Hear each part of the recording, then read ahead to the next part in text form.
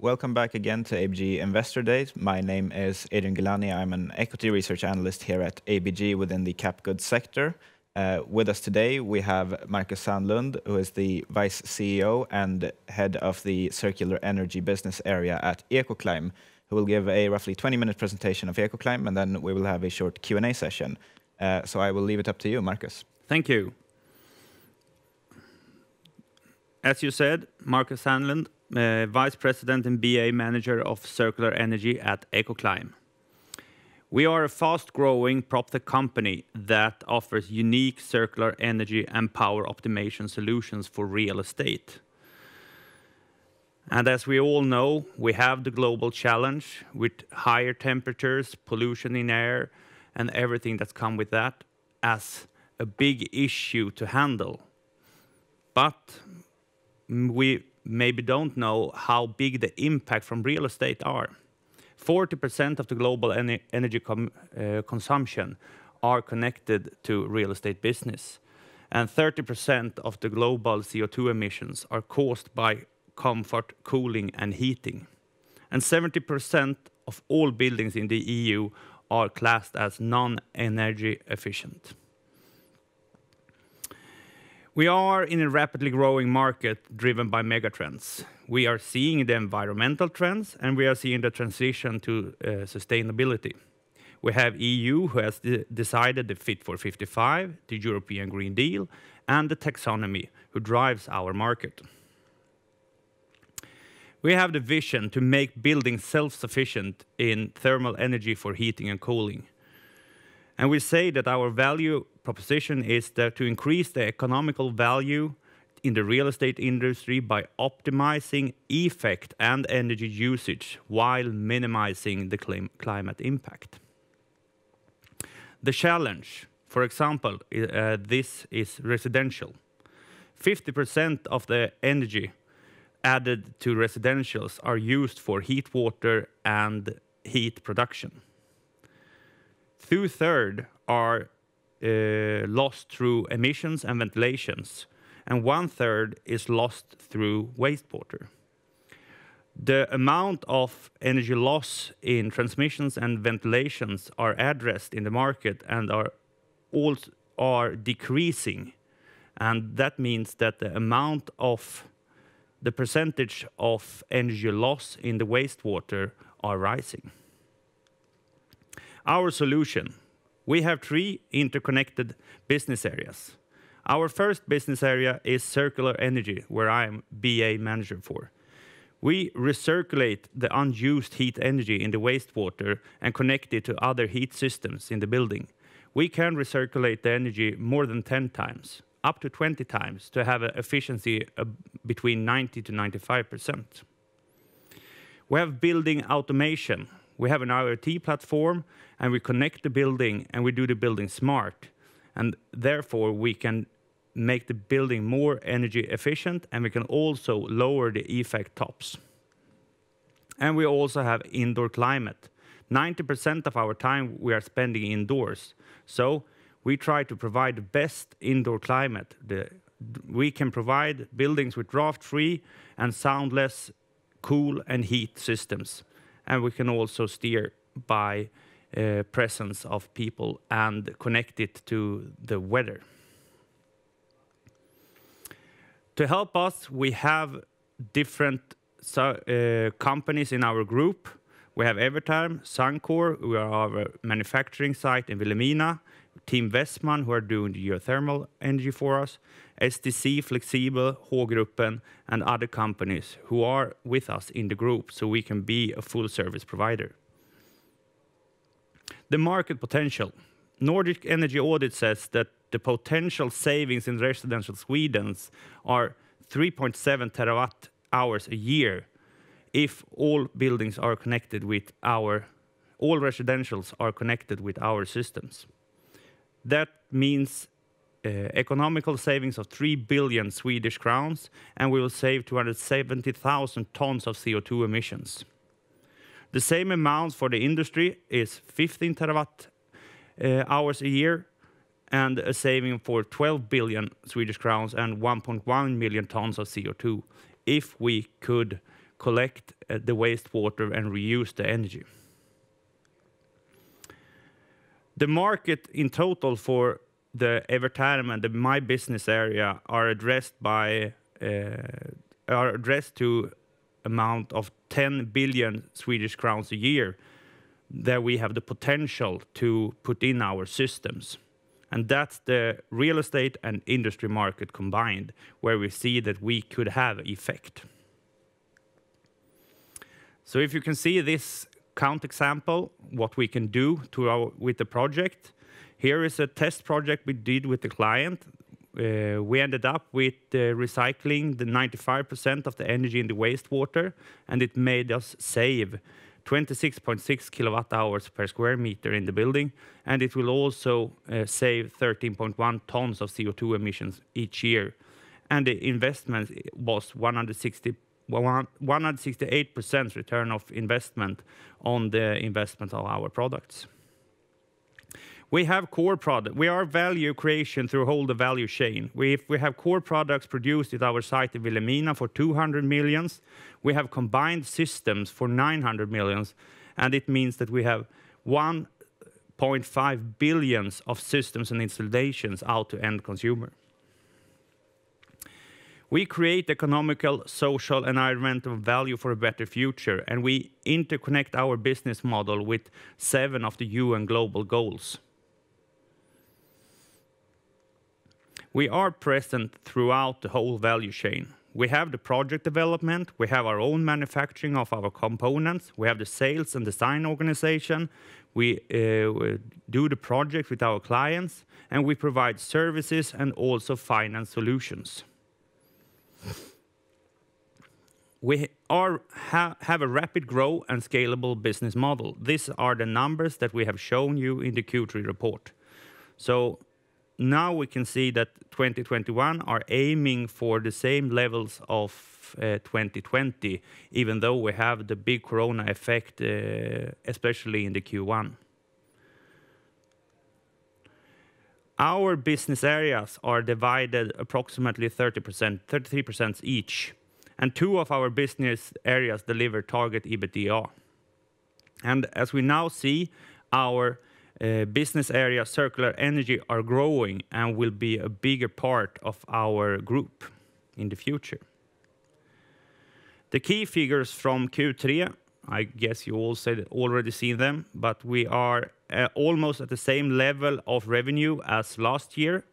We have a little negative organic growth now due to our indoor climate business area, who has problem with the corona situation in Sweden. But we have a good cash liquidity for our continuous growth and our strategy forward. So we have the driving growth. We have our organic growth. We have growth through acquisitions, and we also work with growth through our core products.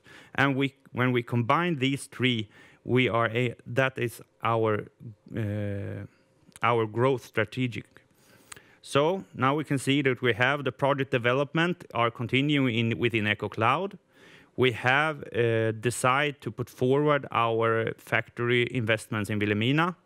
We have the interest for circular energy are rising, and we see that the business area are rapidly growing.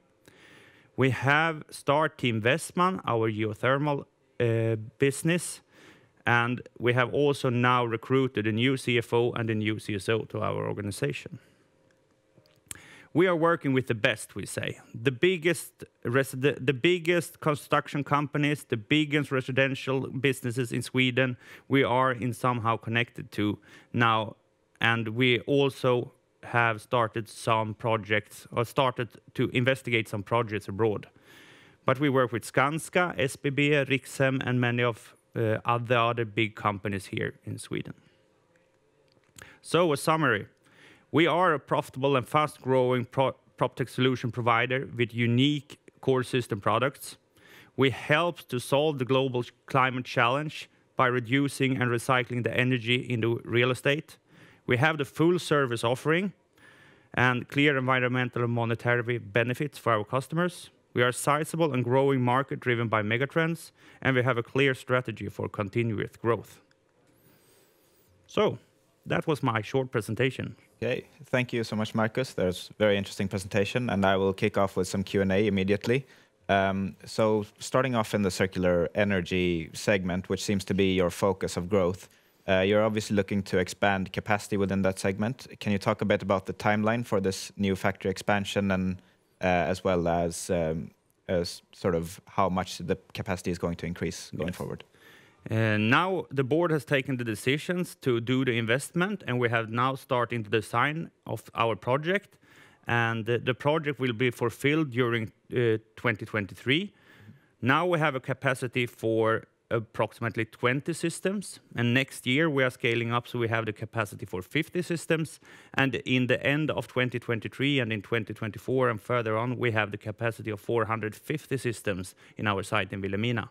And we have on schedule. So the project will start build in this spring. Okay. And what do you expect the sales ramp up to be like? Do you expect to actually get orders for 450 systems by 2023, or can you talk a bit about the ramp-up timeline for the sales there? As we see, the interest in sales are increasing all the time. So if we see 1 year ahead, we see that our systems, that we have the capacity to deliver the systems the market wants for right now. And we hope that we will meet the market demands while our scale-up are proceed. And is it about a year, more or less, between the order coming in and the system actually being implemented and you getting to recognize the sales from that? We have 2 scopes. In refurbishment, we can see shorter times, from 3 to 6 months. But in new production, it's up to 2 years because of the long production times. We are in the start process of the building projects we're in, and we are also ending our projects in the end of the building projects. So we have a long scope. Okay, and for a larger residential building, what type of investment does Evertherm for them mean? How much do they have to spend on an Evertherm system? The average system for the businesses we have done so far has been about 2.5 to 3 millions, and that's a quite big residential project in new production. So apart from just volumes increasing, is there also a pricing trend increase here, that systems are being sold, or that you are seeing larger and larger installations, or do you not expect some pricing tailwinds? We can see that we have customers that want to implement our system more and more in the projects. So maybe they don't buy just one project, they maybe buy 2 or 3. And we can now see that we have a big interest for what we call the national deals, where we can be where they, what could you say, you lock up our flows so they are certain to have our systems. Yeah. So now we have one agreement in place with, for example, Rikshem. Yeah. So that's interesting. You talked a bit about those national deals, which seems to be a part of your growth strategy as well. Can you say anything about if you are in conversations with large real estate or construction players to sign more of these nationwide deals? We have the aim to have several of these deals, so it can be the big bottom in our orders. And we have still ongoing discussions with several of them. Okay.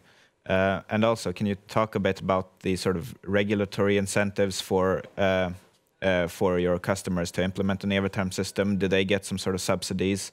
And if so, this 2.5 to 3 million figure, does that include subsidies or not in that sense? The figures not include subsidies. Yeah. And now the subsidy system in Sweden are re-evaluated, but because of the opposition's budget won now in the newly vote. But we see the interest are still the same for our products because of the value creation we have for our consumers. So, but in Europe, we can see that the subsidies are a really important piece of the investment, for example, in Germany. So is that one of the reasons that you are looking at Germany as an interesting market, or are there other criteria that makes Germany interesting as well?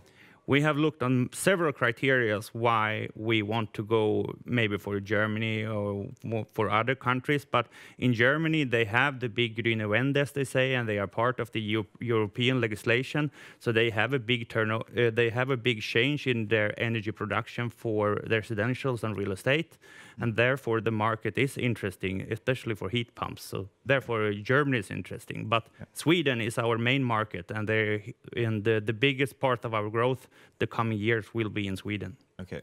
So when you say you're sort of looking at the German market, we shouldn't really expect too much in revenues for 2022 from Germany. This is more down the road, you would say. Maybe we can have some projects, so we have some reference projects ongoing in Germany for 2022. That's our aim, but we have no contracts for that yet. Okay.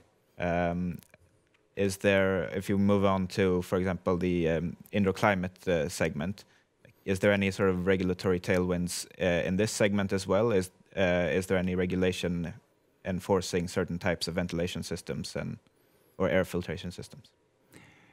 That market is more driven by trends, how our offices are built and how our hotels are built, and how you want to provide the air, cool, and heat in the buildings. But we have just recently ended a partnership contract with Stravent in Finland to expand and to increase our sales in Finland and Estland.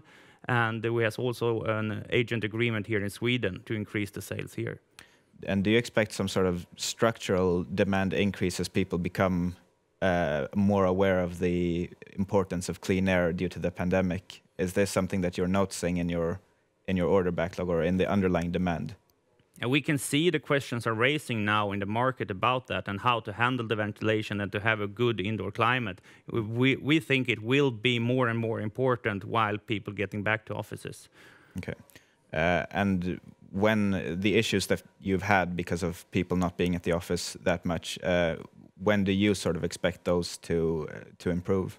We're already seeing a bigger interest for the projects, and we are looking now at several projects with clients that we could fulfill during next year. So next year we hope that we have a bigger scope of work to do within indoor climate. And we see that our indoor climate companies, Flexibel and H-gruppen, they have their normal ventilation projects are in a good level.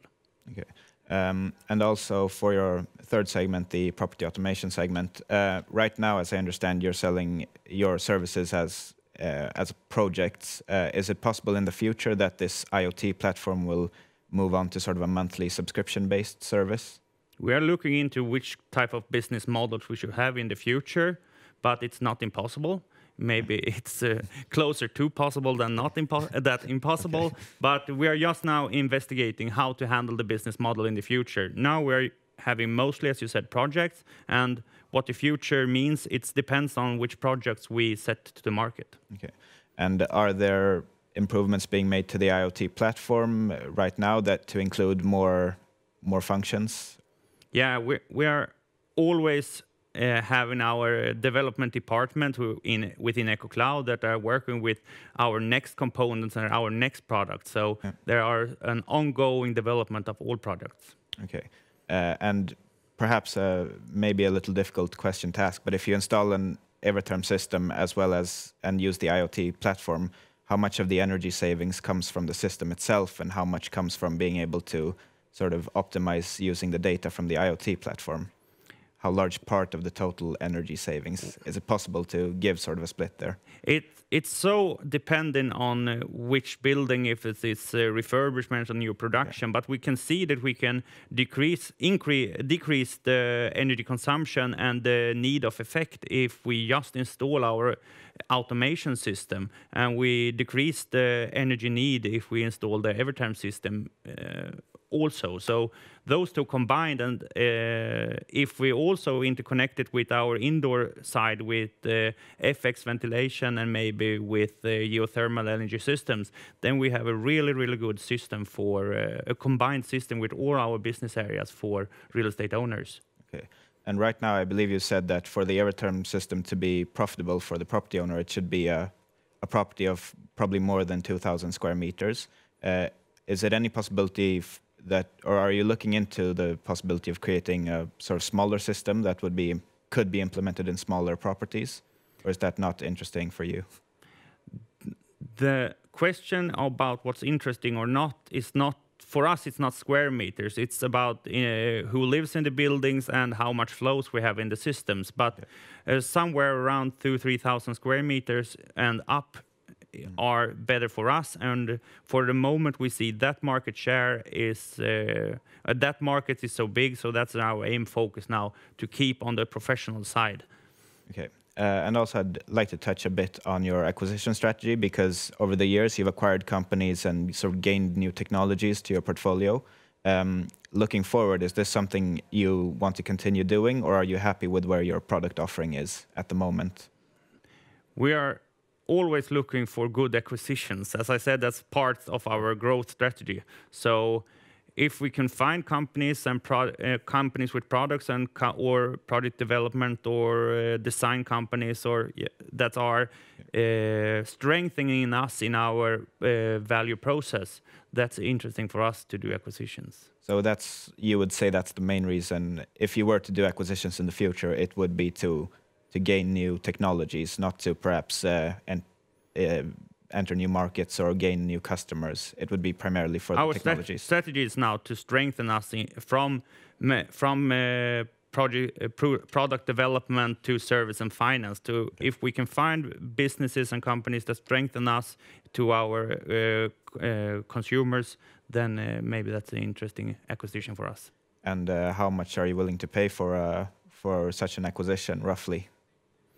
We want to pay the right price for every company we buy. Okay, but you can't say a sort of range of multiples. No, because that's quite the difference. If we buy a know-how company, if we buy a product company, or if we buy an installations company, there are quite big difference now in the multiples in the market.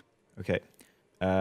Well, with that being said, that was all I have for my questions. I will leave it up to you for some final remarks before we wrap up. Okay, thank you. But as I said, we see the big mega trends in the market who drives our business, and that's the main reasons we are being here. And if we could add value for us, for our shareholders, and for the climate combined, that's where Ecoclime should be in the future. So that's us. Thank you. Thank you.